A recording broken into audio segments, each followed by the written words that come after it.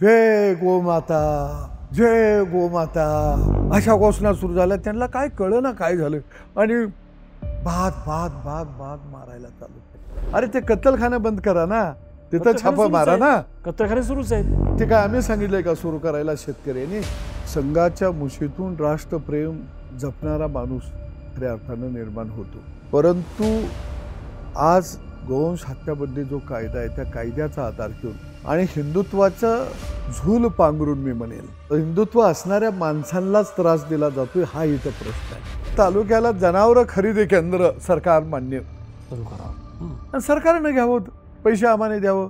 नसेल तर या गोरक्षकांना सांगावं तुम्ही तालुक्याच्या ठिकाणी खरेदी केंद्र सुरू करा. आणि मी ज्यावेळी ह्यात भाग घेतला त्यावेळी मग मला फोट, मला धमका, तो कसाही झाला, तू मुसलमान झाला.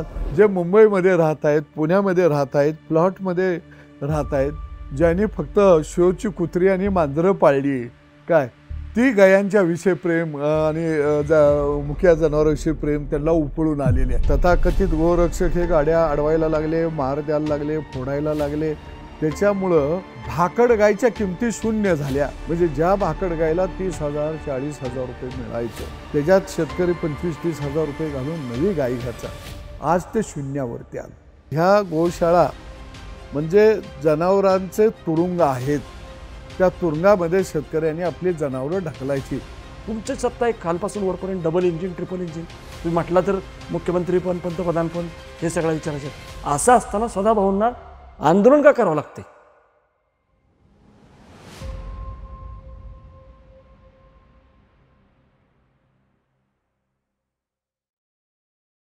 नमस्कार, बोलबेडू चर्चामध्ये आपलं स्वागत. महाराष्ट्रामध्ये सध्या गोरक्षणाचा मुद्दा जो आहे तो पेटलेला आहे. काही दिवसांपूर्वीच कुरेशी समाजाने एक मोठं आंदोलन केलं होतं. त्यामुळं जनावरांचे खरेदी विक्रीचे जे बाजार आहेत ते ठप्प झालेले होते. त्याच्यानंतर गोरक्षणाच्या नावाखाली काही लोकांनी उच्छाद सुरू केला. उपमुख्यमंत्री अजित पवार यांना जाहीरपणे सांगावं लागलं की जनावरांची वाहतूक करण्याचा अधिकार जो आहे तो फक्त पोलिसांचा आहे, बाकी कुणाचाही नाही. त्याच्यानंतर रयत क्रांती संघटनेचे प्रमुख भाजपचे आमदार सदाभाऊ खोत हे स्वतः मैदानात उतरले आणि त्यांनी कडक इशारा दिला की हे जे कोणी तथाकथित गोरक्षक आहेत त्यांनी आम्हाला त्रास देणं बंद करावं. जर त्यांनी त्रास दिला तर नांगराचा फाळ आम्ही लावू, अशा शब्दामध्ये त्यांनी उत्तर दिलं. त्यानंतर हे गोरक्षक जे आहेत ते सदाभाऊ खोत यांच्याच मागं लागले. दिवसभर बघितलं आपण की कशा प्रकारे सदाभाऊ खोत जे आहेत ते वेगवेगळ्या पोलीस स्टेशनला जात आहेत. तिथं जी जनावरं अडकून पडलेली आहेत त्याचे ते पोलिसांना विचारत आहेत ही कोणाची आहेत, त्याचे पंचनामे झाले का, त्यांना धक्काबुक्की देखील करण्यात आली. सदाभाऊ खोत स्वतः बोलबेडूमध्ये आलेले आहेत आपल्या स्टुडिओमध्ये. तर आपण स्वागत करूया. सुरुवातीला काय नेमका हा प्रकार सुरू आहे? तुम्ही गेले काही दिवस बघतोय आम्ही की गोरक्षक म्हणजे तथाकथित गोरक्षाच्या नावाखाली उच्छाद मांडणारे आणि तुम्ही यांचा एक संघर्ष सुरू आहे. आणि तुम्हाला खेटे मारावं लागत आहेत, वेगवेगळ्या ठिकाणाहून शेतकरी तुम्हाला फोन करतायत. काय पहिल्यांदा घटनाक्रम सांगा की काय घडलंय? आजच्या एकंदरीत प्रकरणामध्ये जर बघितलं तर सर आपल्या लक्षामध्ये येईल की सातारा जिल्ह्यातील कोरेगाव तालुक्यातील शेतकऱ्यांनी म्हैशी व्यापाऱ्याला विकलेल्या होत्या आणि त्या चांगल्या दुधाळ म्हैशी विकलेल्या होत्या. काही म्हैशी 15 दिवस तिने वारशाला जन्म दिलेला होता, काही महिन्याच्या म्हैशी व्यालेल्या होत्या. आणि मग त्या एकूण म्हशी होत्या 10, 11 आणि पाडशी होती 10 दुधाच्या म्हशी. आता ग्रामीण भागामध्ये वर्षानुवर्ष एक असा व्यवहार चालत आलेला आहे की काही वेळा ₹1 सौदा होतो, काही वेळा 100 रुपयाची नोट दिली जाते आणि सौदा होतो. त्याचं कारण व्यापाऱ्याचं आणि शेतकऱ्याचं हे नातं बैलगाडीच्या 2 चाकासारखं आहे शेती व्यवसायामध्ये. कारण शेतकरी पिकवू शकतो पण विकू शकत नाही. तसं शेतकऱ्याच्या घरचा माल शेवटी कोणतरी खरेदी करणारा खरीददार असतो. त्या व्यापाऱ्यानं ती जनावरं खरेदी केली आणि पुढच्या बाजारामध्ये ती जनावरं विकली गेली की तो पैसे आणून देत असतो 15-20 दिवसामध्ये. आणि मग त्या व्यापाऱ्यानं ती जनावरं ट्रकमध्ये भरली आणि तो कल्याणचा चाकणला एक बाजार आहे, कल्याणला एक बाजार आहे, तिकडे तो घेऊन जाणार होता. परंतु जशी ती गाडी बाहेर पडली आणि टोल नाका सातारच्या वाईच्या जवळ जो ओलांडला तिथं एक 2-4 मुलं बसलेले गाडीमध्ये होते. त्यांनी थोडं अडवलं तर त्यांनी सांगितलं, बाबा तुम्ही कुठं निघालाय, जनावर कुठले? तर आम्ही कोरेगावचंच येत आहे. आता कोरेगावचंच आहे म्हणल्यावरती त्यांच्या लक्षात आलं हे आपल्याच भागातले आहेत. लगेच कुणाला तर फोनाफोनी करतील आणि मग आता आपण ह्याला अडवून काय उपयोग नाही. हिने लगेच पुढच्यांना फोन केला. ही जनावरं तुमच्याकडे निघाले आहेत अशा मार्गे. तिने लगेच ती जनावरं अडवली. अडवल्यानंतर शेवटी कसं राहतं की ड्रायव्हर, किन्नर आणि जनावरं तो बाजारला पुढं पाठवून देत असतो. मालक बऱ्याच वेळा स्वतःच्या गाडीतनं खरीददार येत असतो सकाळी किंवा पुढं जात असतो. आता त्या ठिकाणी त्या ड्रायव्हरला गुरासारखं याने मारलं. रशी दुमटी करून रशीनं फोडते ते. म्हणजे तो व्हिडिओ मी बघितल्यानंतर खऱ्या अर्थानं मनाचा थरकाप उडतो की नेमकं हे चाललंय काय. आणि मग ती जनावरं आणली गेली सिंहगड पोलीस स्टेशनला. लगेच त्याचे पंचनामे झाले. लगेच द्वारकाधीश गोशाळा पुरसंगीला ती जनावरं सगळी जमा केली गेली. जमा झाल्यानंतर आठवडाभरा हा कालावधी त्या व्यापाऱ्याचा पोलीस स्टेशन, गोशाळा, आमची जनावरं द्या, ह्या माझ्याकडे पावत्या आहेत, त्या रीतसर शेतकऱ्यांची हमीपत्र घेतलेली आहेत, मार्केट कमिटीच्या पावत्या आहेत त्या. मग याने सांगितलं नाही तो कोर्टातनं जाऊन आणा. तोपर्यंत शेतकऱ्याचा तगादा लागला, माझ्या पैशाचं काय करायचं. मग शेतकऱ्याला म्हटलं त्या म्हैशी तुमच्या आता गोशाळेत गेल्या त्या, आता आम्ही पैसे देणार कसं. शेतकरी हातबल झाला. 1.5-2 लाखाची एक म्हैस, दुधाळ म्हैशी. एका तर शेतकऱ्याच्या 4 म्हैशी होत्या.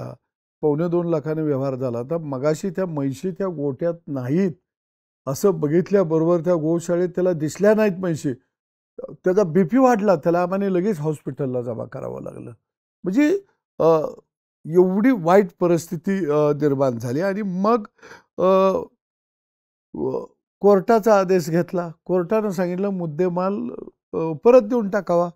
मग हे पोलीस स्टेशनला आले की बाबा आम्हाला मुद्देमाल द्या, कोर्टाचा आदेश झालाय. पोलीस घेऊन PI घेऊन ते गोशाळेत गेले. तर गोशाळेत काहीच जनावरं नव्हतं. तिथे काही 5-7 गायी होत्या आणि एक गाय मेलेली आहे. त्याचाही व्हिडिओ आहे. ती कुत्री त्याचं लचकत ओढत आहेत त्या गायचं. आणि मग ते शेतकरी हातबल होऊन त्यांनी सांगितलं की तुम्हाला आम्ही गायी मागं देतो, म्हैशी मागं देतो, पण पर म्हैशीला 500 रुपये आणि लहान रेडकाचं 300 रुपये असं दिवसाची रक्कम आमची तुम्ही घेऊन या. म्हणजे 2 महिन्याची एका म्हैशीची किंमत 30,000 झाली. 11 म्हशीची 3,30,000 झाली. पुन्हा हे 10 रेडकाचं 300 रुपयानं 3 महिन्याला 90,000 झालं. 2 महिन्याचं 1,80,000 झालं. म्हणजे हीच रक्कम 6 लाखावरती गेली. आणि मग ती शेतकरी माझ्याकडे आले. असं म्हटले, तुम्ही हा विषय हातात घेतलाय, आम्ही पैसे भरायला तयार आहे. शेवटी आमची लाख मोलाची जनावरं आहेत. 5-6 लाख गेलं तर चालतील, 22 लाखाची जनावरं आहेत. आणि मग पण ती जनावरं तिथं नाहीत. मग मी पोलीस स्टेशनला आलो. सगळ्यात मला वाईट वाटलं की पोलीस स्टेशनला एक PI म्हटलं जनावरं काय तिथं आहेत का, म्हटलं आम्ही बघायला जातो. तर एक PI म्हणले काही जायची गरज नाही, जनावर आहेत, मी बैठलेत. किती आहेत बाबा म्हटलं. हा आहे त्या 7 म्हशी आहेत त्या. ते लोक म्हणले 7 नाही, आमच्या 21 जनावर आहेत. नाही 7च आहे. मी FIR बैठला तर 21. अरे त्याला म्हटलं ह्या 21 नाही 21 आहेत, काय जायची गरज नाही. मग मला संशय आला की कुठंतरी पाणी मुरते, आपल्याला शेतकऱ्यांच्यावर जावं लागेल. मी त्या ठिकाणी गेलो. चिखल तोडत आम्ही ती सगळे गोशाळा फिरायला लावलो. चिखलाचा रांधा झालेला होता. अरे आमच्या जी जनावरांचा गोठा आहे त्या फरशीवर आम्ही सुद्धा झोपू एवढा स्वच्छ आणि चांगला आहे. गलिच्छ संपूर्ण तिथं घाणीचं साम्राज्य पसरलं. आणि मी म्हटलं पोलिसही होते. त्याला म्हटलं बाबा कुठे आहे ते आमच्या म्हशी दाखव. तिथं कोणी नव्हतं. काय 1-2 गडी होते. पण लगेच गोशाळेचा मालक पुढं आला नाही द्वारकाधीशचा. लगेच एक सज्जन पुढं आला आणि माझी मुलाखत चालली ती. त्यानं लगेच फोन लावले. थोर 2-4 आले. लगेच त्या आरडायला आणि दंगा करायला चालू. ते लगेच शिव्या गाळी, लगेच कार्यकर्त्यांना धक्काबुक्की प्रकार सुरू झाला. मला लगेच त्यानं 1-2 प्रश्न विचारले. एका ट्रकात 21 जनावरं आणायचे का? ते तुला अधिकार काय? ते पोलीस बघतील, गुन्हा घालतील त्याच्यावर. परंतु अशी व्हिडिओ तयार करायची आणि भावनिक टाकायची. मी म्हणलो जनावरं कुठं आहेत पहिलं सांगा. आमच्या म्हैशी पाहिजे त्या. त्या म्हणले कुरणात चरायला गेले त्या. पहिल्यांदा मला कळलं की पुण्यामध्ये सुद्धा चराव कुरणं आहेत. काय? हे या महाराष्ट्राला हा पहिल्यांदा शोध लागला आणि मलाही लागला. आणि मी म्हटलं पोलिसांना मला ते कुरण बघायचं आहे. त्या कुरणात जाऊन मला दर्शन घ्यायचं आहे. की असं पुणे शहरामध्ये कुरून जनावरांच्यासाठी चरायला आरक्षित केली ती म्हणजे किती पुण्यवान व्यवस्था आहे इथली काय. मग तिथून आम्ही सगळा प्रकार माझ्या लक्षात आला, कारण माझ्या लक्षात आलं की हे सगळे गुंड प्रवृत्तीचे लोक आहेत. यांच्याबरोबर आपण वाद घालण्यात आणि हे करण्यात काही अर्थ नाही. मी पोलीस स्टेशनला आलो आणि मी म्हटलं आज पैसे भरतोय, मला आज म्हैशी पाहिजे त्या. आणि म्हणून मी त्या पोलीस स्टेशनच्या अंगणामध्ये बाहेर पावसामध्ये ह्या मांडला त्या शेतकऱ्यांना घेऊन. पोलिसांनी वर फोनाफोनी करून मुख्यमंत्र्यांच्या बरोबर म्हणलं एकतर आमची बैठक झाली पाहिजे आणि माझी नको, राज्यातल्या शेतकरी नेत्यांना बोलवा. मग त्यात खासदार राजू शेट्टी साहेब असतील, त्यात रघुनाथदादा पाटील असतील, त्यात रविकांत तुपकर असतील. अजून संगमनेरला एका मुलानं पहिल्यांदा हे आंदोलन उभा केलं. वासरं घेऊन त्यानं कचेरीमध्ये सोडली. शेतकऱ्याचा पोरगा, त्याला काही राजकीय पार्श्वभूमी विचारायला नाही. अशा सगळ्या लोकांना तुम्ही बोलवा. ह्यात अजून काही तज्ज्ञ लोक आहेत काम केले, त्यांना बोलवा की धोरण कसं असावं. पहिला मूळ मुद्दा हा आहे की गोमातेला आमचा म्हणजे देशी गायला आम्ही गोमाताच मानतो. माझ्या आजोबानं, पंजोबानं, बापानं आम्ही कधी देशी गाईचं बाजार भरलं किंवा देशी गाई बाजारला गेल्या हे आमच्या कधीच ऐकू येत नाही. कधीही शेतकऱ्यानं देशी गाय विकलेली नाही. देशी गायला जर पाडे झाली तर तो पाहुण्या पहिला पाळायला देतो, मित्राला पाळायला देतो. अगदी अलीकडच्या काळामध्ये आम्ही लहान असताना बैठले, एखाद्याची आर्थिक लय ओढाताण व्हायला लागली तर ते एक देशी गाय दारात नेऊन पाळतं, लक्ष्मी यावी म्हणून. आता अलीकडच्या काळात जर लेकराचं लगीन होत नसेल तरी मी देशी गाय पाळते ती. म्हणजे एवढी श्रद्धा, एवढी भावना ही खऱ्या अर्थानं कृषी संस्कृतीनं जपलेली आहे. त्याच्यासाठी काही कुणी तत्वज्ञान वगैरे येऊन आम्हाला सांगितलेलं नाही की देशी गाय पाळा, गोमाता आहे. अरे शेतकऱ्यांनी पारंपरिक ते तत्वज्ञान, 33 कोटी देवांचा वास हा देशी गायीमध्ये आहे. ही भावना गावगाड्यातल्या शेतकऱ्यांच्या मनामध्ये. मुळामध्ये ही जी गोशाळा आहे, द्वारकाधीश गोशाळा, तिचा चालवणारा मालक वेगळा आहे आणि याच्यावरती ठेकेदारी करणारे तथाकथित गोरक्षक वेगळे आहेत. कारण यांनी असंच 1 वर्षापूर्वी 33 म्हैशी त्या ठिकाणी जमा केलेल्या आहेत. आजपर्यंत कोर्टाचा आदेश आहे, परंतु त्या 33 म्हैशी मिळालेल्या नाही. 33 आणि ही 21 आकडा काढला तर 54. मग 54 म्हैशी पाहिजे होत्या तिथं. आता मग 54 विकुरणात चरायला गेल्या का पुण्याच्या? एवढं केवढं मोठं कुरण आहे पुण्याचं की तिथं एवढ्या म्हशी चरायला जात्या त्या. आणि म्हणून मला वाटतं की हे एक मोठं रॅकेट आहे आणि हे शेतकऱ्याच्या आवाक्याच्या बाहेरचं रॅकेट आहे. मुळामध्ये हा प्रश्न आता शेतकऱ्यासमोर का उभा राहिला, तर आता व्यापाऱ्यांनी सगळ्या खरेदी थांबवलेली आहे. बरोबर. आणि त्याचा परिणाम काय झाला, भाकड जनावरे, जर्सी होस्टनची, जर्सी गायला होस्टन गायला होणारी खोंड, कारण ते म्हणतात ते खोंड सांभाळावं. अरे त्या खोंडाला दूध लागतंय 4 लिटर, गाय देते 15 लिटर, वासराला गेलं 4, राहिलं खाली 11 लिटर. नाही भागत त्याचा खर्च. तो महिनाभर 2 महिने खोंड सांभाळतो आणि विकून टाकतो बिचारा. त्याच्यात त्याची चुकी काय आहे? बरं आम्ही सांभाळायला तयार आहे, आम्हाला काही अडचण नाही. पण जर्सी गायचा खोंड, होस्टनचा खोंड हा बाजारात अवताला कोण घेत नाही. त्याला वॉशिंग नसतं, तो अवताला चालत नाही.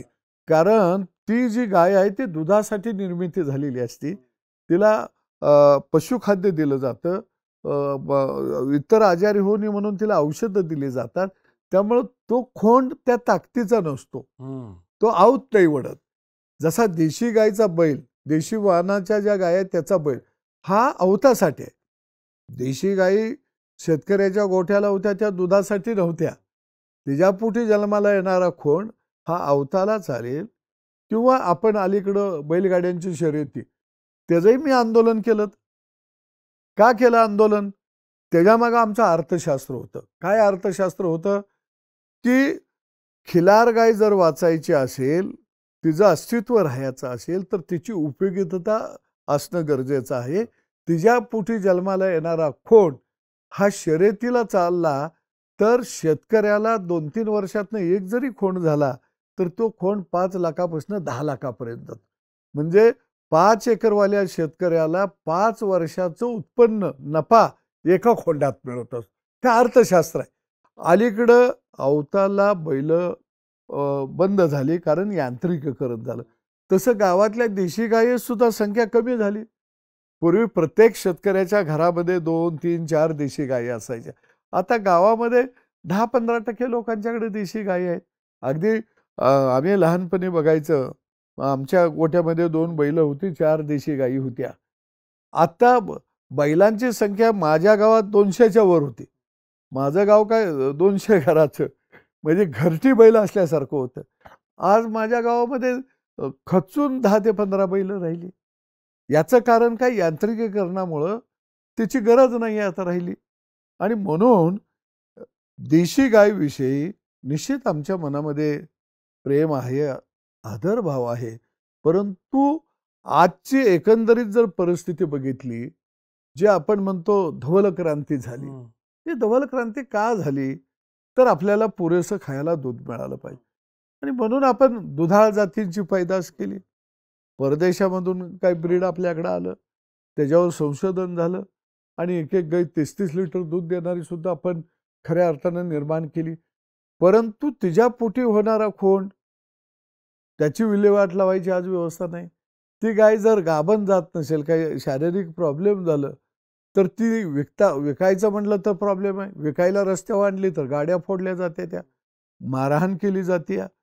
त्याचा परिणाम असा झाला की शेतकऱ्याच्या घरामध्ये दुधाळ जनावराच्या ऐवजी भाकड जनावरांची संख्या वाढायला लागली. म्हणजे हा कायदा आला, गोवंश हत्याबंदी वाढायला पाहिजे संख्या, म्हणजे देशी गायींची आणि सगळ्याचीच. त्याचा परिणाम उलटा झाला, संख्या कमी व्हायला लागली. असं का झालं पण? असं आहे की गोवंश, तुम्ही म्हणला ते बरोबर आहे. गोवंश कायदा आल्यानंतर आपण सर्वसाधारणपणे गायीचं जे होस्टन आणि जर्सी गायीचं जे जगण्याचं आयुष्य मर्यादा आहे, भगवंतानं तिला 12 ते 15 वर्षाचं दिलेले आहे. आणि सर्वसाधारणपणे ती गाय 12 ते 15 वर्षाचा जरी कालखंड आपण पकडला, तर 6 ते 7 वेतं तिची होत असतात. त्याच्यापेक्षा जास्त तिची वेतं होत नाही. त्यात जर आपण 2-3 कालवडी जर पकडल्या आपण, तर मग आपली संख्या ती किमान दरवर्षी 1.5 पटीनं तर वाढायला पाहिजे होती. परंतु आपल्याला रिसू घटायला लागलेला आहे गायींच्या संख्येमध्ये. म्हणजे 2019ला आपल्या गायी होत्या 1,40,00,000. 2025ला झाल्या 1,15,00,000. म्हणजे 25 लाखानं गायीची संख्या घटली. याचं कारण काय? शेवटी गोपालन शेतकरी करतो. आता त्याच्याकडे भाकड जनावरं आहे, ते निघत नाही.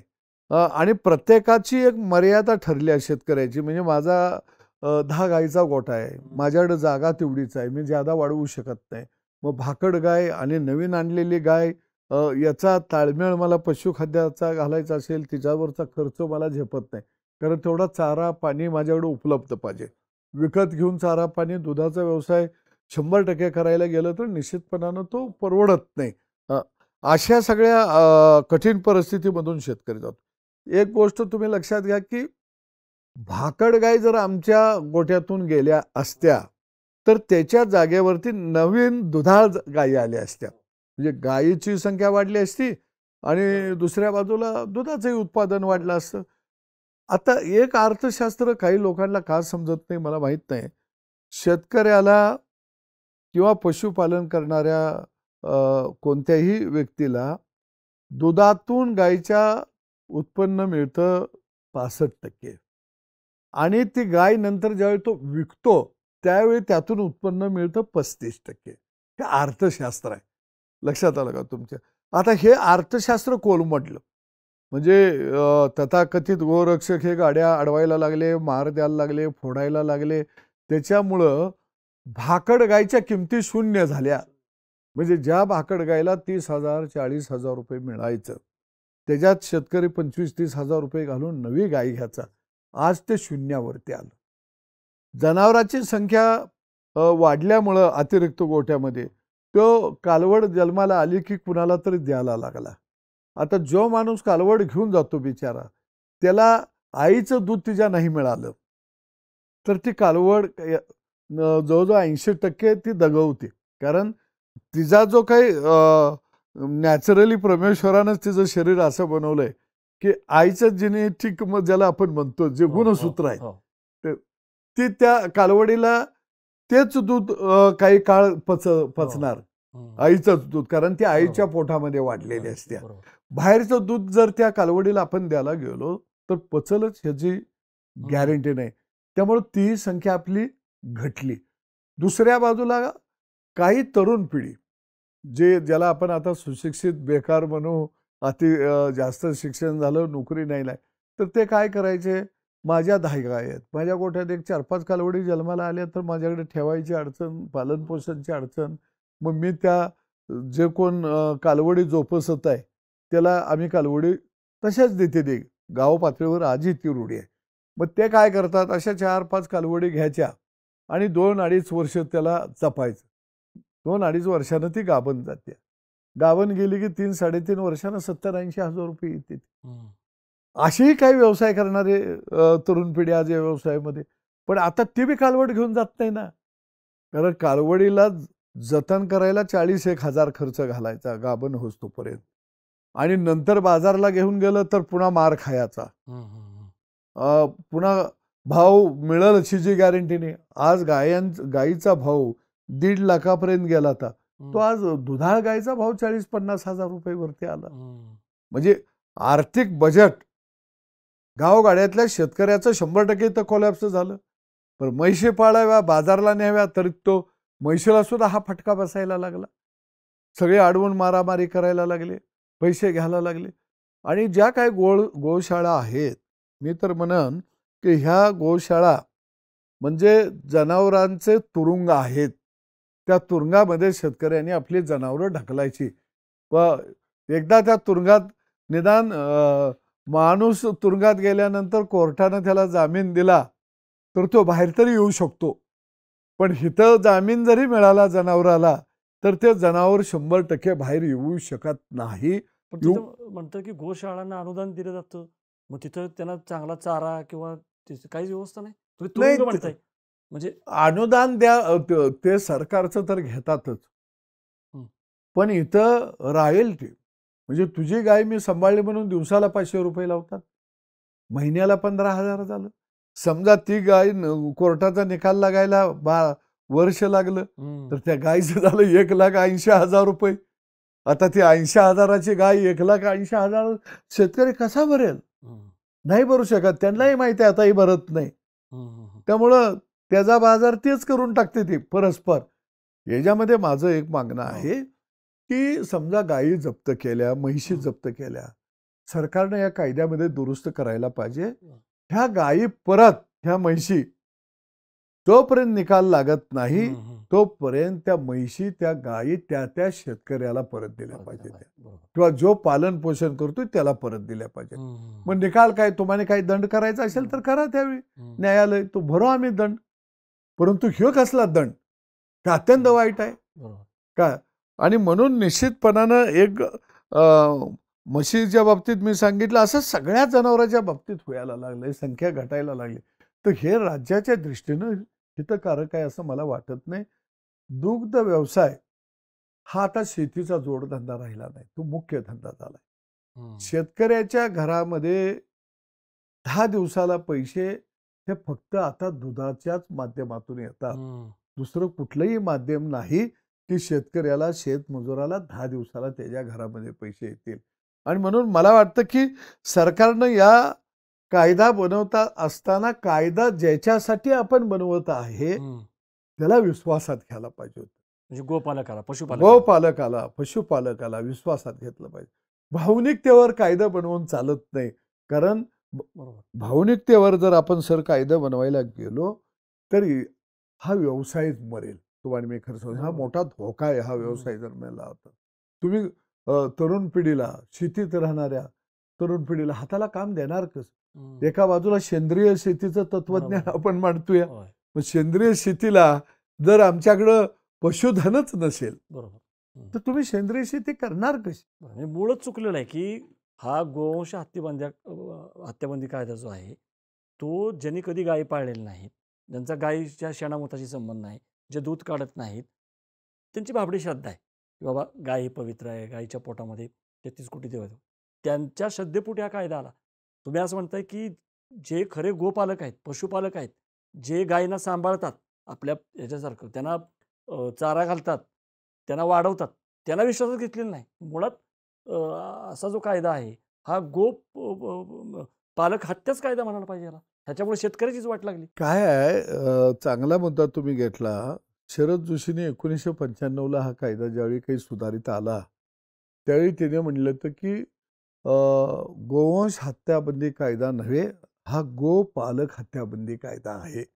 आणि 30 वर्षानंतर शपथ मी तो लेख वाचला गेल्या 4 दिवसापूर्वी. 30 वर्षानंतर वाचला. आणि मी म्हटलं की अरे काय या माणसानं भविष्याचा वेध या माणसाकडे द्रष्टा होता. व्हिजनरी हा. म्हणजे 30 वर्षापूर्वी 30 सांगितलं ते आता वर्षापूर्वी. आणि याचे परिणाम आज खऱ्या अर्थानं हो. शेतकऱ्याला भोगायला लागत आहेत. तुम्ही एक मुद्दा घेतला की मी वारंवार एक मुद्दा स्पष्ट केलेला आहे की देशी गाय ही आमची गोमाता आहे आणि त्याला कायद्यानं बंदी असली पाहिजे. या मताशी शेतकरी सुद्धा 100% सगळे बहुतांश सहमत आहेत. सहमत आहे. परंतु एक मुद्दा महत्वाचा तुम्ही म्हटला की ज्यांचं शेणामोतामध्ये हात नाही आहे, ज्यांना गायीची धार काढायला बसवलं तर मला नाही वाटत की एक गाय पिळतील. बरोबर. मी माझ्याकडं 25 गायीचा गोठा होता आणि आम्ही फेरीतून घागरीनं पाणी आणायचा. माझी स्वतःची दूध डेअरी होती. हो. गावातल्या डेअरीचा मी चेअरमनच होतो. काय माझी आणि आमच्या बायकोची शर्यत लागायची धारा काढायला. आणि मी कबूल करतो की माझी बायको माझ्या पुढे जायची, मला जमायचं नाही. ज्यावेळी माझी बायको 2 गायी पिळायची त्यावेळी माझी 1 गाय झालेली असायची. लक्षात घ्या. म्हणजे त्यांना जर गायीच्या कासाच्या खाली बसवलं आणि धारा काढा म्हणलं तर मला नाही वाटत की गायीचं दूध ते पिळतील. म्हणजे ज्यांनी शेणामुतात हात घातला नाही, ज्याचा काही संबंध नाही, त्यांना प्रचंड काळजी लागलेली आहे. जे मुंबईमध्ये राहत आहेत, पुण्यामध्ये राहत आहेत, प्लॉटमध्ये राहत आहेत, ज्यांनी फक्त शोची कुत्री आणि मांजरं पाळली, काय ती गायांच्या विषयी प्रेम आणि मुख्य जनावरांविषयी प्रेम त्यांना उपळून आलेले आहे. मी त्यांनाही विनंती करतो, तुम्ही जरा जर्सी गायींचा एक अर्धा गायींचा गोठा करा, 2-4 गायी पाळा आणि मग तुम्हाला समजेल की याचा अर्थशास्त्र काय. तुम्ही गायी पाळणार नाही, शेणमूत काढणार नाही, खाद्य वैरण पाणी काही बघणार नाही आणि बसून मात्र तत्वज्ञान सांगणार. मोकळं तत्वज्ञानाला काही सुद्धा अर्थ नाही. आणि या सगळ्या प्रकरणामध्ये सर ज्यावेळी मी अभ्यास करायला सुरुवात केला, खरं सांगतो तुम्हाला हा विषय मी हातात तरी कसा घेतला. मला तिथं हाच प्रश्न विचारायचा आहे की आता टायमिंग म्हणजे आता गो हत्याबंदी कायदा जो आहे, पहिल्यांदा 76 साली तो पशु संरक्षण अधिनियम आला. बरोबर. 2015 साली आपल्याकडं हा कायदा आला.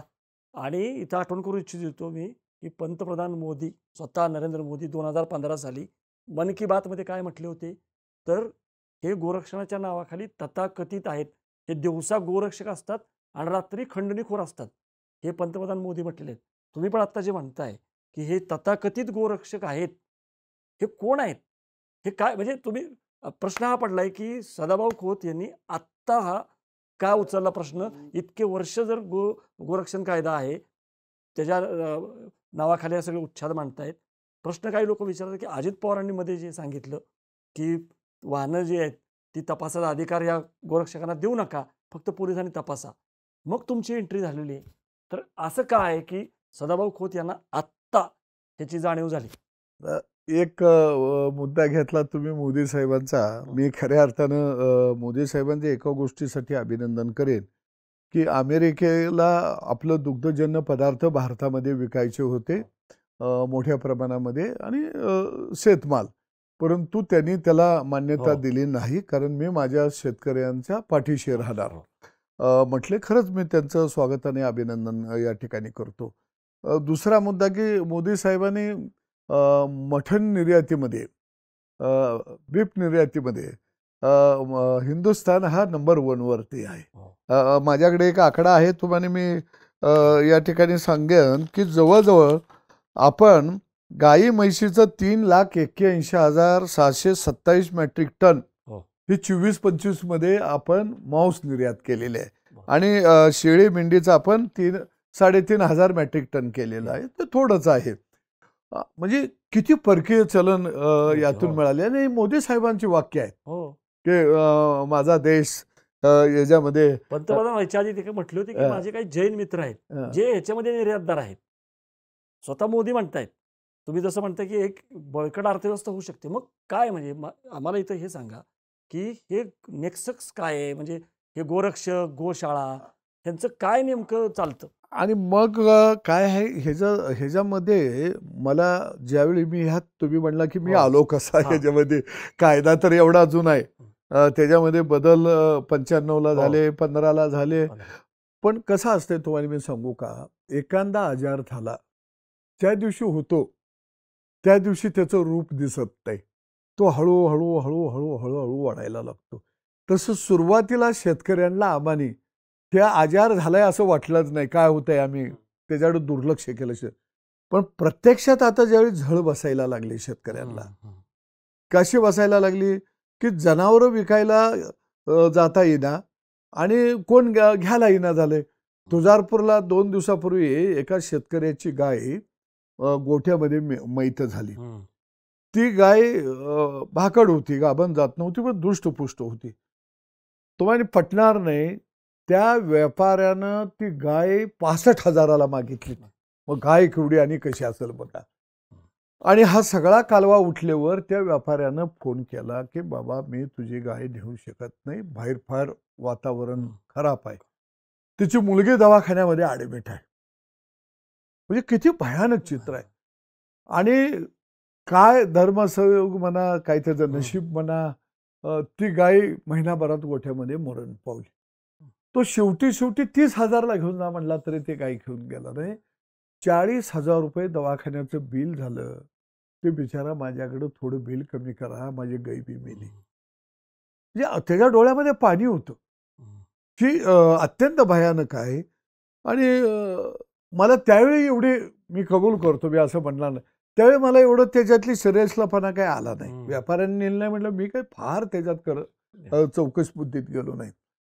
एक दिवस प्रकार असा घडला की माझ्याच गावातल्या माझाच पुतना, म्हणजे ही आग माझ्या घरात आल्यावर मला कळलं की ह्याचा चटका फार मोठा आहे. माझा पुतण्या घरामध्ये प्रॉब्लेम, आजारी मिसेस होती. तो त्याच्या 2 गायी आणि इतर काही लोकांनी विकलेल्या व्यापाऱ्याच्या गायी अशा एका टेम्पोमध्ये भरून, आमच्याकडे बाजार वडगावचा आहे, जवळ आहे. आणि ती संध्याकाळी गेला, कारण बाजारला 12-12:30ला जनावरं भरायला लागतात, कारण पाठेपासूनच खरेदी होती. पूर्वीपासूनच एक परंपरा आहे की दुपारचं ऊन जनावराला सहन होत नाही, म्हणून शक्यतो बाजार सकाळचा तो उरकला जातो. गेल्यानंतर त्याला आमच्या इथल्या वटारच्या पुढं टोल नाक्यावर गाडी तिची अडवली. गाडी साईडला घ्यायला लावली. त्यांच्या 2 गाड्या, स्कॉर्पिओ आणि दुसरी काहीतरी अशी होती. 2 मागे एक गाडी, पुढे एक गाडी. खाली उतारली ते आणि जय गोमाता, जय गोमाता अशा घोषणा सुरू झाल्या. त्यांना काय कळलं ना काय झालं. आणि बाद मारायला चालू केलं. आणि त्यांना उसाच्या फडात नेलं आणि सूर लावलं. तुमच्या आता टेम्पो आम्ही जप्त करायला पोलीस स्टेशनला लावणार, गाया जप्त करणार, गोशाळेत घालवणार. शेवटी आता 5-6 गायाची किंमत जर बघायला गेलं, 70-80 हजार रुपयाची एक गाय, 5-6 लाख, टेम्पो 2 लाखाचा, 7-8 लाख रुपये झालं. घाबरतंय ना माणूस. पाया पडायला लागले, आम्हाला मारू नका, जीवदान द्या. काय सांगा तुम्हाला पाहिजे का? मग म्हणले 5 लाख रुपये द्या. ते म्हणले 5 लाख एवढं खंडणीच मागताय सर. खंडणी. मग तो व्यवहार काहीतरी 2.5 लाखावरती आला. रोकड 40,000 होतं, ते काढून घेतलं. जो दुसरा खरेदीदार होता त्याच्याकडून. आणि ते पोरग 6 वाजेस्तवर मित्रांना लोकांना घरात सांगितलंस तर तुझा मुडदा पडणार. पोलिसांकडे जाऊ शकत नाही. कसं जाणार ते? संगनमत असेल आणि पोलिसांचं. ऑनलाईन पैसे घेतले. ऑनलाईन म्हणजे माझ्याकडं ऑनलाईन पैसे घेतल्याच्या या पावत्या आहेत. ऑनलाईन पैसे घेतले. किती वाईट आहे हे. आणि मग दुसऱ्या दिवशी मला आले माझ्याकडं असं असं आमचं झालं, जनावर आम्ही माग आणले आणि आमचं एवढं पैसे गेलं. मग मी म्हणलो थांब, पोलीस स्टेशनला मी बोलतो. पोलीस स्टेशनला मी फोन लावला. ऑनलाईन पैसे गेले असं असं आहे आणि यांच्यावर कारवाई झाली पाहिजे, पैसे मागं आले पाहिजेत.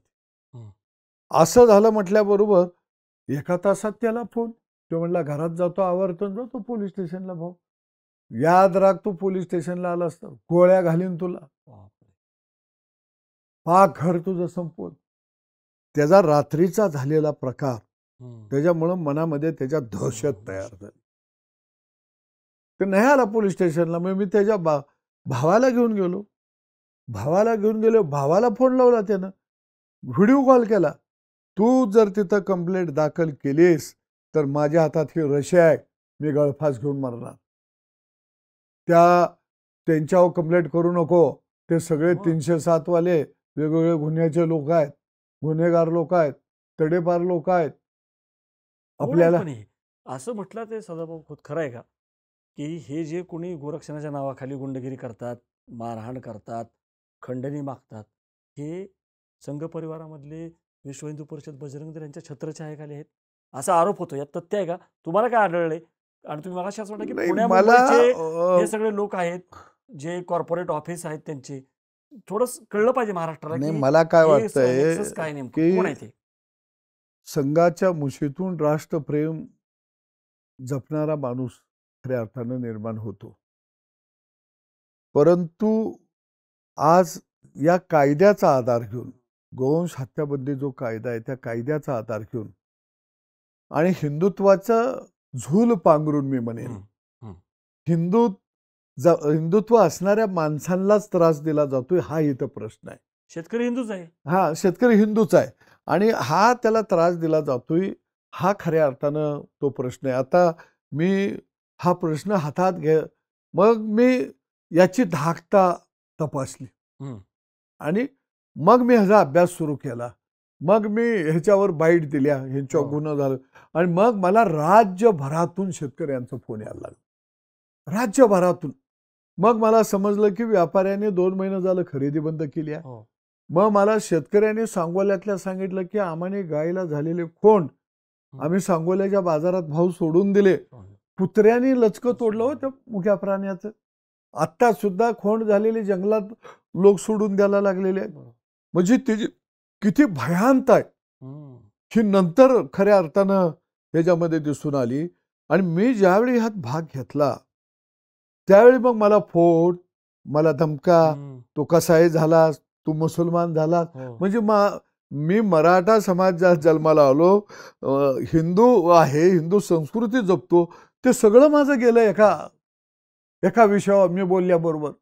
आणि मग माझ्या लक्षात आलं की ह्या लोकांचं युनियन किती मोठे आहे. आणि मग एक जण व्हिडिओ टाकायला लागला, ते जनावराच्या कत्तली कशा होत्या, त्या जनावर धडपडतंय कसं, अमुक कसं होतंय. अरे ते कत्तलखाना बंद करा ना, तिथं छापा मारा ना. कत्तलखाने सुरूच आहेत. हा, ते बंद करा. की ते काय आम्ही सांगितलंय का सुरू करायला शेतकऱ्यांनी? पण तुम्ही शेतकऱ्याच्या घरावर का नांगर घेऊन याला तुम्ही लागलेला आहात. आणि एकाचा मी व्हिडिओ बघितला, कॉर्पोरेट कंपनीचं ऑफिस असावी ते असे ऑफिस आहेत, त्यातनं ते व्हिडिओ करतात. बरं, त्यांचा आणि या व्यवसायाचा काही संबंध नाही. ते काही गावात येऊन गायी पाळत नाहीत, म्हैशी पाळत नाहीत. आणि ते आहेत पुण्या मुंबईमध्ये. मुंबईवरनं हे लोक येत आहेत, पुण्यातनं हे लोक येत आहेत. म्हणजे ही एक प्रकारची एक मोठी चेन या राज्यामध्ये खऱ्या अर्थानं उभा राहिलेली आहे. आणि समांतर पॅरलर ही एक गुंडागर्दी आहे एक प्रकारे. आणि मग पोलीस तर शेतकरी गेला की कायदा असा आहे, हे कायदा सांगते ते, आम्ही काय कायद्याच्या पुढे करू शकत नाही, कायद्याची भीती दाखवतात. हा सर, कायद्याची भीती दाखवतात. अरे यानं परिणाम असा होईल की एक दिवस मोठा उद्रेक हा गावगाड्यामध्ये निर्माण होईल आणि सरकारला सुद्धा अवघड जाईल. कारण मी मुख्यमंत्र्यांना बोलणार आहे. जर हां, गोपालक हो. आणि शेतकरी जर त्यानं रोष हा मताच्या पेटीतून तो व्यक्त करू शकतो. बरोबर. त्याला दुखवणं एवढं सोपं नाहीये. नाही, पण हा जो कुरेशी समाज आहे, हां, ज्यांनी 2 महिने सगळे व्यवहार बंद ठेवले आणि मग तुम्ही म्हणताय की त्याचे थोडे परिणाम दिसायला लागले. तर त्या लोकांना काय ह्याच्याबद्दल अनुदान दिलं जात नाही किंवा काय नाही. आणि असं म्हटलं जातं की गरीबाला यातनं प्रोटीन्स मिळतायत, प्रथिने मिळतायत. त्याला परवडत नाही चिकन, मटण. हे पण बरोबर आहे ना. कारण एकीकडं तुम्ही आता ज्या विचारधारेसोबत आहात, सहयोगी आहात, त्यांच्या राज्यांमध्ये बंदी नाहीये. एका केंद्रीय माजी मंत्र्याची मुलगी तीच बीफ विकते, तिचं हॉटेल आहे किंवा गोव्यासारख्या ठिकाणी तर खुलेआम आहे. तर हा पण काय दुटप्पीपणा आहे? असं आहे. मग कोंबड्यांच्या कत्तली का करायच्या? हं. शेळ्या मेंढ्याच्या कत्तली का करायच्या? आम्ही काय म्हणतोय, देशी वाहनावर बंदी असली पाहिजे. हो. हेच काही लोक म्हणत आहेत, की आम्ही जर्सी गायला आणि होस्टन गायला गायच मानत नाही. हो. ते डुकरापासून तयार हो, झाली आहे. डुक्कर आणि ते गाढवाचं गाढवाचं हे आहे, बरोबर. मिश्रण आहे. हो. काय दुसऱ्या बाजूला म्हणतात हे ते दूध खाल्लं तर डायबिटीस होते. हो. मला प्रश्न पडतो, मग त्या गायचं शेण आम्ही शेतात घालतोया, त्याचंच गहूज्वारी होतीया, ते कसं काय तुम्ही खाताय मग?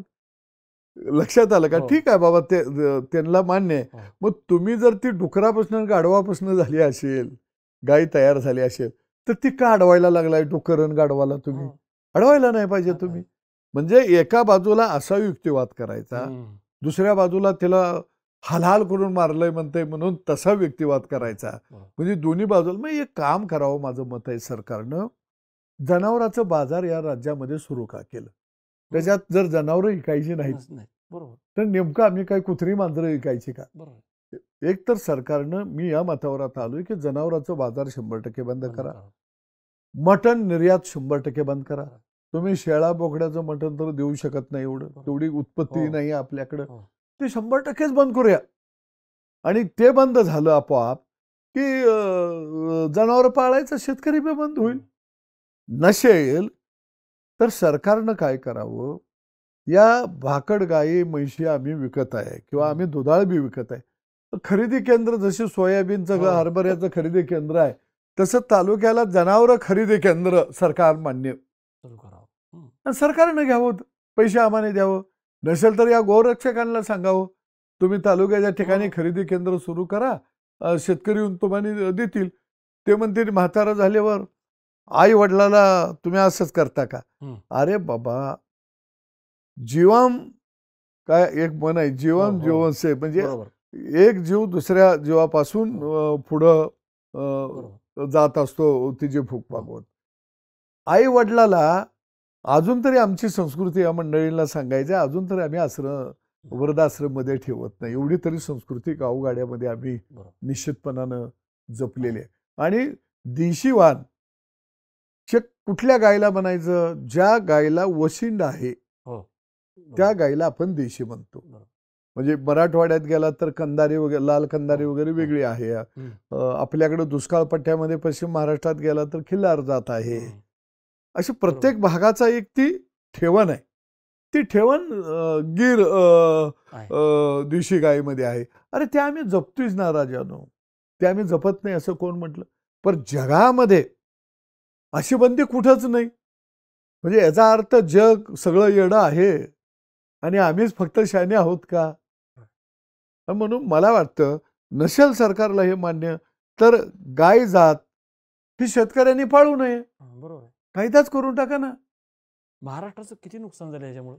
म्हणजे मला सांगा, महाराष्ट्राने एकीकडं गायीला राज्यमातेचा दर्जा दिलेला आहे, पण राजस्थानमध्ये उंटाला जेव्हा राज्य पशूचा दर्जा दिला, त्याच्यानंतर उलटाच परिणाम झाला. तो नष्ट व्हायच्या मार्गावर आला. आता जर तुम्ही जसं म्हणताय तसं तुम्ही सांगितलं 25 लाखांनी एका वर्षामध्ये गायींची संख्या घटली. म्हणजे कदाचित गाय जी आहे ती नष्ट होऊ शकते. म्हणजे उलट हा कायदा किंवा हा दर्जा जो आहे त्याच्यामुळं संवर्धन न होता मुळावरती यायला लागलेला आहे. काय आहे की ज्या गोष्टीची उपयुक्तता संपती ती गोष्ट आपोआपच नष्ट होती पाहिली. आज कुक्कुटपालनच्या पोल्ट्र्या का दिसायला लागल्या आपल्याला? पूर्वी फार कमी पोल्ट्र्या असायच्या. आता तुम्ही जर गेला तर गावोगावी पोल्ट्र्या तरुणांनी उभा केला. कारण तिला ग्राहक आहे. काहीतरी त्याला पैसा मिळत आहे. म्हणून त्याचं पालन पोषण करायला. जर्सी गाय आम्ही का पाळत होतो? तर ती दूध देत होती, 2 पैसे घरात येत होतं. भाकड झाली तर तिला 2 पैसे चांगलं येत होतं. म्हणून मोठ्या संख्येनं देशी गायची वंशाळ शेतकऱ्यानं संकरित गायची वंशाळ जपली. आता तुम्ही जर तिला अशी सगळी बंधनं आणायला गेला तर शेतकरी कशाला पाळल? तोट्याचा व्यवसाय किती दिवस करणार आहे तो? अगदी तुम्ही जर 2019ची आकडेवारी जर बघितली पशुधनाची तर 3,30,00,000 होती आणि 2025 मध्ये 2,85,00,000 झाल्या टोटल आकडेवारी. म्हणजे 45,00,000 जनावरं कमी झालेली आहेत. हाच रेशो जर तुम्ही पश्चिम बंगालचा बघितला, तिथं गोवंश हत्याबंदी कायदा नाहीये, काही नियंत्रण नाही, तर तिथं वाढीचा जो दर आहे तो आपल्यापेक्षा जास्त आहे.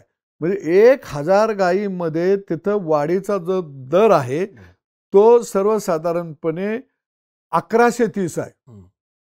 म्हणजे 1,000 गायी असतील तर दरवर्षी 130 गायी त्याच्यात अधिक वाढत आहेत. पण हाच रेशो जर आपल्याकडे केला तर तो फक्त आणि फक्त 15 गायीचा आहे.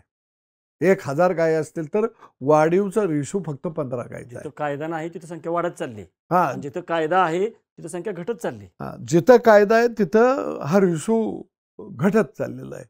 आणि म्हणून मला वाटतं की ज्यांचं शेणामुतामध्ये हात नाहीत, ज्यांच्याकडे जनावरं नाहीत, गोठे नाहीत, ते खऱ्या अर्थानं या कायद्याचं समर्थन करत आहेत. कायदा बनवताना जी माणसं शेणामुतात हात घालून राबत आहेत त्यांना विश्वासात घेतलेला त्यांना नाही. विश्वासात घेऊन कायदा पण बनवायला गेला आता पाहिजे. जेव्हा तुम्ही उतरलेला आहात तुमचं कौतुक पण होतंय. तुम्ही मगाशी सांगितलं की तुम्ही मराठा समाज जन्मला, तुम्ही हिंदू आहात आणि तुम्हाला आता धर्मद्रोही वगैरे ठरवलं जाते. ही एक बाजू झाली. पण दुसरीकडं तुम्ही जेव्हा हा प्रश्न घेतला हातामध्ये तेव्हा तुमचं कौतुक पण होतंय. तुम्हाला राज्यभरातून जे यात होरपळलेले आहेत त्यांचे फोन येत आहेत आणि तुम्ही स्वतः म्हटलं की मुख्यमंत्र्यांनी तुम्ही वेळ मागितलेली आहे. कधी नव्हे ते असंही चित्र बघायला मिळालं की राजू शेट्टी, रघुनाथ दादा आणि तुम्ही हे या मुद्द्यावरती एकत्र आलेला आहात. मध्ये समजा काही तुमच्या वाटा वेगळ्या झाल्या असतील. राजू शेट्टींनी पण शुद्ध देशी गायी कायदा करावा अशी पण मागणी केलेली आहे. तुम्ही सातत्याने सांगताय की देशी गायींना आमचा विरोध नाही. मला सांगा की सत्ताधारी याच्याबरोबर तुम्ही आता सहयोगी आमदार आहात, तरी पण तुम्हाला आंदोलन का करावं लागतंय? तुमची सत्ता आहे खालपासून वरपर्यंत, डबल इंजिन, ट्रिपल इंजिन. तुम्ही म्हटला तर मुख्यमंत्री पण, पंतप्रधान पण हे सगळ्या विचारायचे आहेत. असं असताना सदाभाऊंना आंदोलन का करावं लागतंय? काय आहे सर की या विषयावरती शेतकरी नेते सगळे आम्ही एकाच सुरात बोलायला लागलो. याचं कारण आम्ही गावागावात जातोय. शेवटी आम्ही शेतकऱ्यांच्या प्रश्नावर लढलोया. त्यामुळे लोक बिचारे कुठं जाणार? शेवटी आम्हालाच सांगायला येणार की बाबा तुम्ही थोडं बोललं तर सरकार तुमचं ऐकल. तुम्ही म्हणला की मी सत्तेमध्ये आहे तरी मला का लढावं लागतं, बोलावं लागतं? कारण अलीकडच्या काळामध्ये मातीपेक्षा जाती श्रेष्ठ झाल्या आणि मातीची राख झाली. तर दुर्दैवानं चळवळीतला कार्यकर्ता म्हणून मला स्पष्टपणानं बोलावं लागेल. मातीची जाणीव, तिच्या संवेदना ह्या बोथट झालेल्या आहेत. आणि दुसरी एक गोष्ट तुम्हाला मी महत्वाची सांगतो. जसं कुऱ्हाडीचा दांडा गोत्यास का, आमच्या अनेक संघटना झाल्या, त्याचा मोठा परिणाम झाला. कारण आम्ही सगळे नेते एकत्रित असतो, एका सुरात आम्ही गात राहिलो असतो, तर निश्चितपणानं शेतकऱ्याचा आवाज उमटला असता. आम्ही विभागलो. निश्चितपणानं त्याचा मोठा तोटा हा गावगाड्यातल्या शेतकऱ्याला खऱ्या अर्थानं या ठिकाणी भोगायला लागत आहे. दुसऱ्या बाजूला सरकारमध्ये आम्ही आहे, पण मी मगाशी म्हटलं तसं की शेतकऱ्यांची वोट बँक नाही आहे, जातीची वोट बँक आहे. एक जात, त्या जातीचा नेता, त्यानं त्या जातीसाठी जर आवाज दिला तर लोक त्याच्या मागं जायला लागले. का जायला लागले? तर शेती व्यवसाय वर्षानुवर्षे घाट्याचा राहिला. आणि मग त्या शेतीमध्ये राबणारा जो समाज आहे तो 18 पगड जातीचा आहे. मग त्याच्या लक्षात आलं, त्यानं आजोबाचं दारिद्र्य बघितलं, बापाचं दारिद्र्य बघितलं आणि गावात एखादा बँकेतला शिपायाची आर्थिक परिस्थिती बघितली. त्याच्या लक्षात आलं 5 एकर जमीन आहे, पण त्या शिपायासारखं एवढं सुद्धा माझा बाप जगू शकत नाही. 10 एकर बागायत आहे, पण माझा बाप आणि माझी व्यवस्था शाळेतल्या मास्तराचं जे कुटुंब आहे ज्या पद्धतीनं प्रगतीवर, तेवढी सुद्धा माझी होत नाही. आणि मग प्रत्येकाला वाटायला लागलं की आपली प्रगती व्हायची असेल तर ही परमनंट सरकारी नोकरीमध्ये गेली तरच होऊ शकते, अन्यथा होऊ शकत नाही. आणि त्यातून खऱ्या अर्थानं जातींना बळ मिळालं मोठ्या प्रमाणात. आणि म्हणून मी म्हटलं तसं की शेतकऱ्याची जर वोट बँक असती, आज जातीची वोट बँक आहे, त्या जातीला एखादी योजना लागू केली, त्या जातीला आरक्षण दिलं, ते कुणी दिलं, ते कोण टिकवतंय, त्याच्यावरती जात एक गट्टा होत्या. तसं शेतकऱ्याचं शेतकरी संघटित नाही. बरोबर आहे. म्हणजे मला प्रश्न पडला की तुम्ही लढताय, पण तुम्ही ज्यांच्या बरोबर आहात कोणी तुमच्या बाजूने बोलायला तयार नाही. काल तुम्ही बिरोबाच्या साक्षीनं सांगितलं पडळकर रक्ताचा शेवटचा थेंब असेपर्यंत मी तुमच्यावर असेल, ते काय बोलायला तयार नाहीत. नितेश राणे, तुम्ही मार्कंडवाडीला गेला होता, सगळे एकत्र होता, कोणीच बोलायला तयार नाहीत. मुख्यमंत्री पण बोलायला तयार नाहीत. त्यामुळं एकीकडं तुम्ही म्हणता जसं की तुमच्या वाटा वेगळ्या झाल्या, शेतकरी संघटना, ते पण कारण सांगा. असा आरोप होतोय की भाजपच्या आश्रयाला गेल्यामुळं हे सगळं संघटन संपलं का? काय ताकद होती? एक तुम्ही सगळे शरद जोशींची अनुयायी म्हणून तुम्ही सांगता. मगाशी तुम्ही सांगितलं की शरद जोशी किती द्रष्टे होते, किती विजनरी होते. मग तुमचं विजन का कमी पडलं? नाही, एक गोष्ट मी या ठिकाणी कबूल करतो की राज्याचे मुख्यमंत्री म्हणून मी त्यांच्याबरोबर आहे म्हणून नाही आहे, कारण मी त्या माणसाबरोबर जवळनं काम करण्याची मला संधी मिळाली. जसं आपण म्हणतो की नाविन्य स्वीकारण्यामध्ये प्रगती असते, काही झालं तरी, आणि संशोधक बुद्धी ही समाजाला पुढे घेऊन जात असते. आणि नाविन्य स्वीकारण्याची ताकद, संशोधक बुद्धी आणि एक व्हिजन आपण म्हणतो ते खऱ्या अर्थानं देवेंद्र फडणवीस साहेबांच्याकडे निश्चितपणानं मुख्यमंत्र्यांच्याकडे आहे. आणि त्या माणसाकडे काहीतरी एक व्हिजन आहे. म्हणजे अगदी पहिला प्रयोग त्यांनी या अनुषंगाला नसलं तरी मी म्हणेन की पाणी अडवा पाणी जिरवा, जलयुक्त शिवार योजना ही किती महत्वाची होती, ही ज्या खेड्याला प्यायला पाणी मिळत नव्हतं त्यांनाच माहित आहे. माझ्यासारख्या गावाला 21 वर्ष टँकर होता, पाऊस प्रचंड पडत होता, पण साठवण्याची भांडी आमच्याकडे नव्हती. म्हणजे इन्फ्रास्ट्रक्चरवरती खऱ्या अर्थानं त्या माणसानं मोठ्या प्रमाणामध्ये काम केलं. आणि त्याचं कारणही तेच आहे, मी म्हटलं तसं की माझ्यापेक्षा माझ्या मुलाला पुढचं फार समजतं दिसते, कारण त्याच्या हातामध्ये लॅपटॉप आलं, कॅम्प्युटर आलं, त्याला गुगल समजायला लागलं, जग समजायला लागलं. अगदी एखादी वस्तू खरेदी करायची असेल तर ती कोणत्या कंपनीची चांगली आहे, किंवा एखाद्या विषयावरती संशोधन ह्याच्यावर कुठल्या देशामध्ये झाले, ही आजची पोरं फाटफाट सांगतात. आणि एक निश्चितपणानं मुख्यमंत्र्यांना आपल्याला म्हणावं मार्क द्यावी लागतील की तो अभ्यास प्रचंड आहे त्यांच्याकडे, ते जग फिरलेले आहेत. जगामध्ये काही अर्थव्यवस्था आहे, आपली अर्थव्यवस्था पुढे जायची असेल तर आपल्याला पायाभूत सुविधापासून रोजगाराची निर्मिती, शेतकऱ्यांचं उत्पन्न दुप्पट करा म्हणताय, बरोबर. शेतकऱ्यांचं उत्पन्न दुप्पट होण्यासाठी हे चांगलं आहे ना. जर हा पशुपालक व्यवसाय किंवा जो गोपालक व्यवसाय आहे तो जर व्यवस्थित केला, तुम्ही अर्थव्यवस्था मांडली, जर शेतकऱ्याला परवानगी दिली, जे काही जनावर आहे एका ह्याच्यानंतर सुरुवातीला दुधावर पैसे मिळतात, म्हणजे 65% नंतर 35% जे आहेत ते विक्री करून मिळतात, बरोबर. जे भाकड आहे ते परवडत नाही. गोशाळामध्ये काय बघतोय आपण, गोरक्षक काय करतायत, मग हे यांना का दिसत नाही? शेतकऱ्याचं उत्पन्न दुप्पट होण्यासाठी जर तुम्ही विश्वासात घेतला. एक आपल्याला गोष्ट एक मी लक्षात आणून देतो की शेतकऱ्यांच्या बाबतीमध्ये मुख्यमंत्र्यांनी पहिल्यांदा सत्तेवर आल्यानंतर कर्जमाफीचं धोरण जाहीर केलं. सिंचन व्यवस्थेला दुष्काळ पट्ट्यामध्ये मोठ्या प्रमाणामध्ये निधी दिला आणि दुष्काळ भाग सगळा हिरवागार केला. तिथं गाई म्हशींची संख्या मोठ्या प्रमाणामध्ये वाढली. दुधाला त्यांनी 2-3 वेळा अनुदान दिलं, म्हणजे त्यांना हा व्यवसाय टिकवायचा आहे. आणि म्हणून त्यांनी दुधाला आम्ही मागणी केल्याबरोबर अनुदान दिलं. आम्ही म्हटलं की शेतकऱ्याला वीज किमान 10 HP पर्यंत तुम्ही मोफत द्यावी, ती 7.5 HP केली. म्हणजे हा एक प्रकारे शेतकऱ्याला फायदा झाला. दुसऱ्या बाजूला 44,000 कोटी रुपये थकबाकी जी शेतकऱ्यांच्यावरती विजेची होती ती 100% तिने माफ करून टाकली. म्हणजे असे निर्णय घेतले. आता हा विषय तुम्ही जे म्हणला त्यांना का समजत नाही, तर त्याचा काय झालं की हा जसं मला फार लेट हा विषय माझ्यापर्यंत आला. माझ्यापाशी येऊन हा विषय 4-5 दिवस झाले. मी अजून मुंबईलाही गेलो नाही. आता मग मी म्हटलं की हा विषय त्याची धग बघितल्यानंतर मी आज का दारामध्ये बसलो, तर जी द्वारकाधीश गोशाळा प्रसंगीची आहे, तो चालवणारा वेगळा आहे आणि त्याचे लाभधारक वेगळे आहेत. आणि ते लाभधारक अशा पद्धतीने शेतकऱ्याला ट्रायंगल करून त्या माध्यमातून शेतकऱ्याची जनावरं ती खऱ्या अर्थानं हडप करायला लागलेली आहेत. आणि म्हणून मला मुख्यमंत्री कार्यालयातून निरोप आला की भाऊ उद्या या सीएम बरोबर बसा आणि तुम्हाला आम्ही वेळ देतो. आणि खात्री आहे की मुख्यमंत्री किंवा हे सरकार जे आहे ते शेतकऱ्याच्या बाजूने उभं राहील का दुसरीकडं हे तथाकथित गोरक्षक, हे गोशाळावाले किंवा ज्यांच्या छत्राच्या आयमध्ये तुम्ही जसं म्हटलं की हिंदुत्वाची झूल पांघरलेले हे जे काही लोक आहेत, कारण हे शेवटी सरकार हिंदुत्ववादी आणि गायीसारखा जो मुद्दा आहे तो श्रद्धेचा मुद्दा आहे.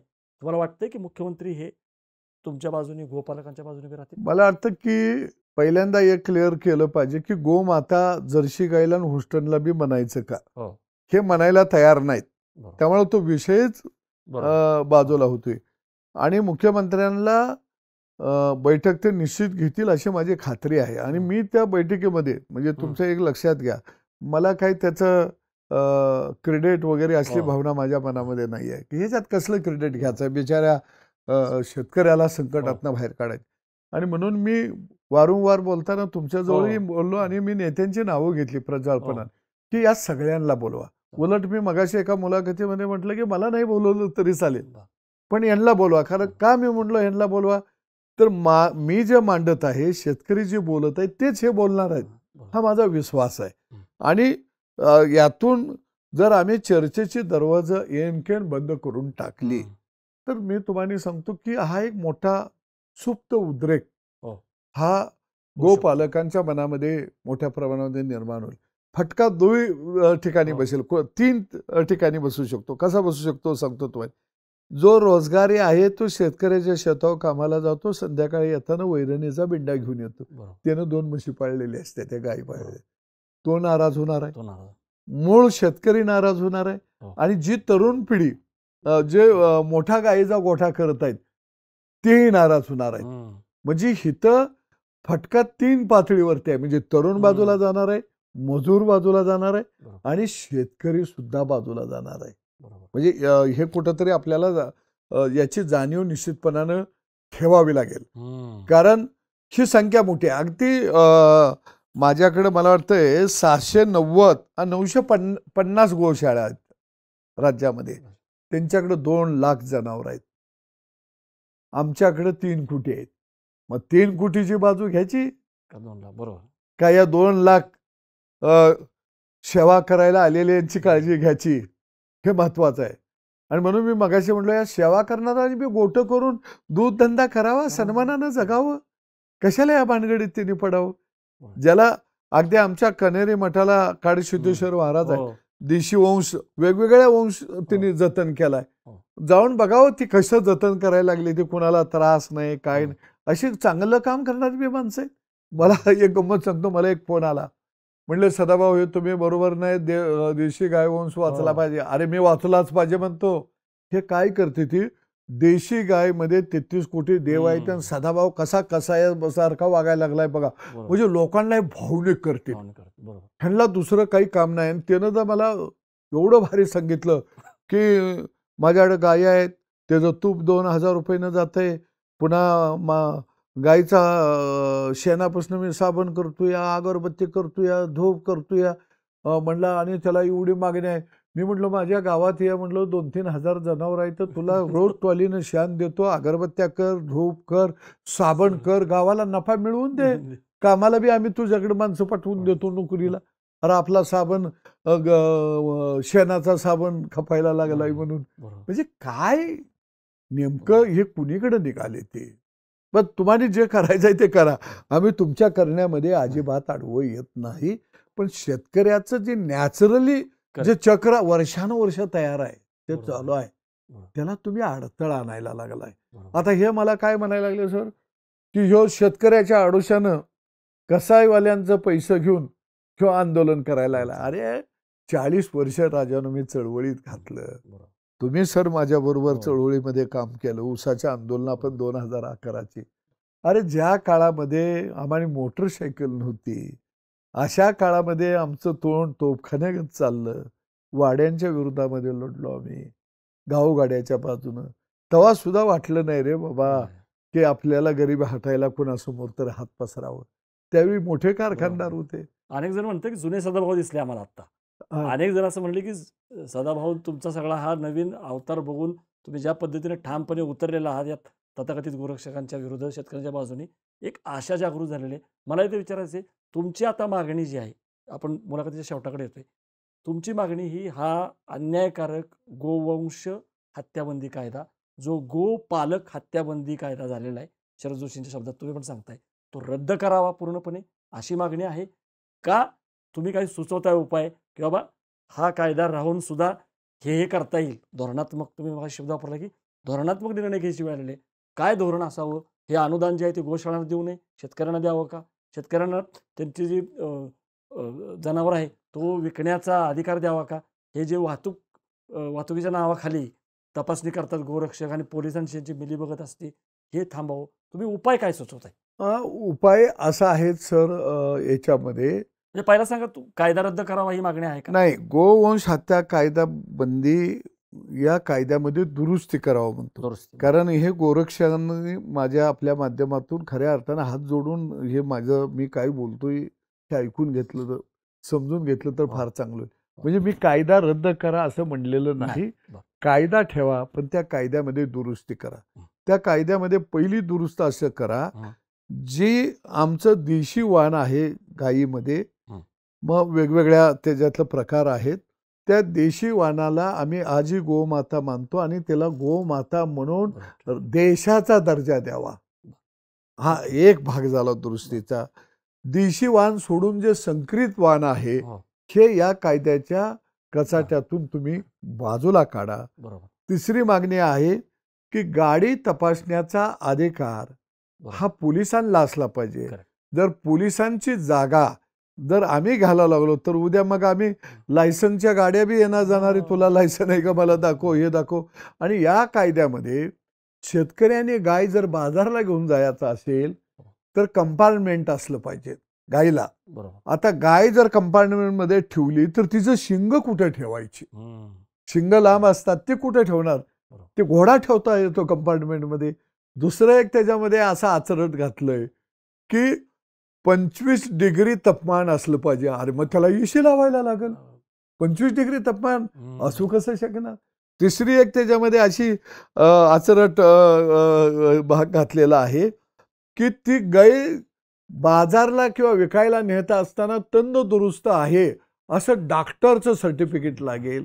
मग ते सर्टिफिकेट घेतलं, समजा आदल्या दिवशी घेतलं, दुसऱ्या दिवशी गाय आजारी पडली तर काय करणार? गाय सकाळची न्यायची असते, डॉक्टर तेवढे आहेत का, येणार का? बाजारात गाय जर खरेदी केली एखाद्यानं, ती त्याच्या गावाला घेऊन जाणार असेल तर त्याला डॉक्टरचं सर्टिफिकेट पाहिजे. आता रविवारचंच बरंचसं बाजार आहेत, रविवारी डॉक्टर सुट्टीवर आहेत, कुठं कोण कोण जाईल डॉक्टरला हुडकायला? काय शक्य आहे? म्हणजे असा काय कायदा तयार केलाय, ज्याने कायदा तयार केला त्यांनी मला वाटतं शेतकऱ्याला पाताळातच घालायचा होता. म्हणजे त्यांची मनोवृत्ती फार चांगली असावी असं निश्चितपणानं मला यामध्ये दिसून येत नाही. आणि म्हणून निश्चितच सगळ्या गोरक्षकांना माझा हात जोडून विनंती आहे की माझा तुमच्यावरती आक्षेप नाही. तुम्हानी गायी सांभाळायच्या असतील, राजानं तुम्ही खुशाल सांभाळा, मला तुम्हानी नावंही ठेवायचे नाहीत. परंतु शेतकऱ्यांचं चक्र खऱ्या अर्थानं कोलमडायला लागलेला आहे. आणि तो शेतकरी जो पशुपालन करत आहे तो हिंदू आहे. लगेच आमच्यासारखा एखादा बोलायला लागला, अरे आम्ही गावागावात जातो, शेतकऱ्याजवळ जातो, त्यांच्या व्यथा मांडणं आमचं काम आहे. लगेच तो आमच्या जातीचा नाही, धर्माचा नाही. असं धर्मावर आर्थिक प्रश्न कृपा करून घेऊ नका. पोट धर्मावर चालत नाही. पोटाला खऱ्या अर्थानं 2 घासच लागत असतात काय. आणि म्हणून मला वाटतं की पोटाची वाटणी कृपा करून धर्मावर करू नका. अर्थवादाची वाटणी हे धर्मावर करू नका. कारण त्याच्या मागचं अर्थशास्त्र समजावून ओके. घ्या.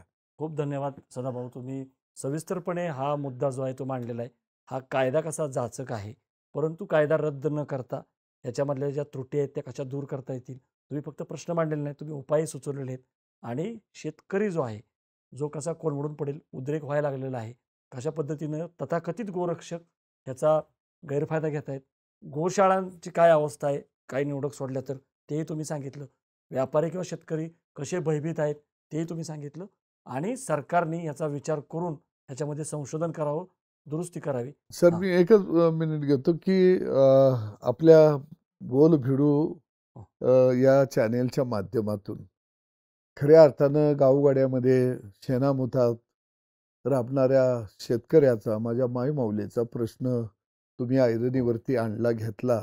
गावगाड्याची दुःख हो. कुणीतरी मांडणं खरोखर आता गरजेचं झालेलं आहे. आज गावगाडा हा भयभीत झालेला आहे आणि या देशामध्ये आम्ही 2 देश होऊन राहतो की काय अशी भावना हो. तयार झाली आहे की इंडिया आणि एक भारत. शरद जोशींचंच हां, मांडणी शरद होती ही. जोशींनी ही मांडणी केली ती बरोबर. आणि ती आज स्पष्ट रेषा दिसायला आम्हाला लागली. बरोबर. दिसायला लागलेली आहे आणि आपण सगळ्यांनी दखल घेतली. बरोबर. मी राज्यातल्या गोपालकाच्या वतीनं, बरोबर. शेणामुतात ज्या माईमाऊलीचा हात आहे, त्या माईमाऊलीच्या वतीनं, बरोबर. माईबापाच्या वतीनं बोल भिडू या चॅनेलला आणि तुमच्या टीमला धन्यवाद देतो. खूप धन्यवाद. अपेक्षा आहे की सदाभाऊ खोत किंवा हे सगळे शेतकरी नेते जे आहेत, ते जे सांगतायत ते सरकार ऐकेल. आणि हे जे स्वतः मोदी पण म्हणतात की दिवसा गोरक्षक असतात आणि रात्री खंडणीखोर असतात. ह्यांचा जो सगळा त्रास आहे, तो सगळा बंद होईल आणि शेतकरी खऱ्या अर्थानं जो आपला अन्नदाता आहे, बळीराजा आहे, तो अगदी निर्विघ्नपणे त्याचा व्यवसाय जो आहे तो करेल आणि खऱ्या अर्थानं शेतकऱ्याचं उत्पन्न दुप्पट जे आहे ते होऊ शकतं. ही मुलाखत कशी वाटली, चर्चा कशी वाटली? सदाभाऊ खोत यांनी मांडलेले मुद्दे तुम्हाला पटले का? तुमचं स्वतःचं या गो हत्या बंदी कायद्याबद्दल काय म्हणणं आहे? गोरक्षकांच्या नावावरती जो काही प्रकार घडतोय त्याच्याबद्दल तुमचं काय म्हणणं आहे? शेतकऱ्यांचं काय म्हणणं आहे? तुमच्या प्रतिक्रिया ज्या आहेत त्या कमेंट बॉक्समध्ये नक्की कळवा आणि बघत राहा बोलबिड.